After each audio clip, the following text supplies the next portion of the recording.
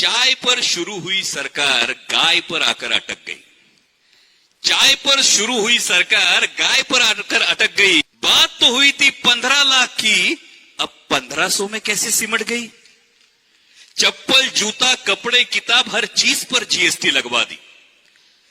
Life insurance, mediclaim, यहां तक कि दवाई भी नहीं छोड़ी। हमारी जेब से निचोड़ निचोड़ कर अब कुछ देने की नौटंकी कर रहे हैं। असल में 1500 की आड़ में अपनी धोखाधड़ी और गद्दारी छुपा रहे हैं। भाई दादा भाऊ, कळलं कोण? भाई दादा भाऊ, ये गुलाबी धूल हमारी आंखों में ना झोंके, ये गुलाबी धूल हमारी आंखों में ना झोंके। गद्दारी के लिए आपको 50 खोके और लाडली बहना सिर्फ 1500 में ओके।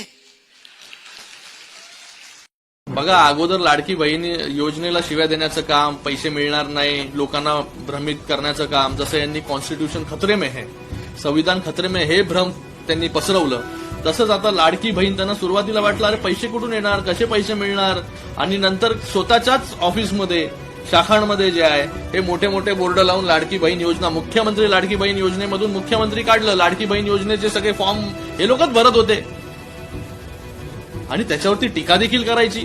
मग नंतर बहिणींना सांगायचं की भीक वगैरे घेऊ नका, हे देखील बोलायचं। म्हणजे लाडकी बहीण योजनेच्या माध्यमाने ज्या तळागाळातील महिला आहेत त्यांना त्यांच्या पायावरती उभं राहण्याची एक संधी सरकार देते, ते देखील यांना नको। यांचं जेव्हा सरकार होतं तेव्हा हे 2.5 दिवस मंत्रालयामध्ये गेले, यांनी तर काही केलं नाही, शेतकऱ्यांना पण काही दिलं नाही, बहिणींना पण काही दिलं नाही, भावांना पण काही दिलं नाही। जेव्हा लाडकी बहीण योजना आली तेव्हा यांनी विचारलं लाडक्या भावांचं काय, तेव्हा आम्ही युवा कार्य प्रशिक्षण योजना देखील आणली तिथे स्टुडंट्सला ज्यांनी 12वी केली आहे, डिप्लोमा केली आहे, ग्रॅज्युएशन केलं, त्यांना 6,000, 8,000 आणि 10,000 रुपये मिळणार आहे, हे देखील सरकारने केलं।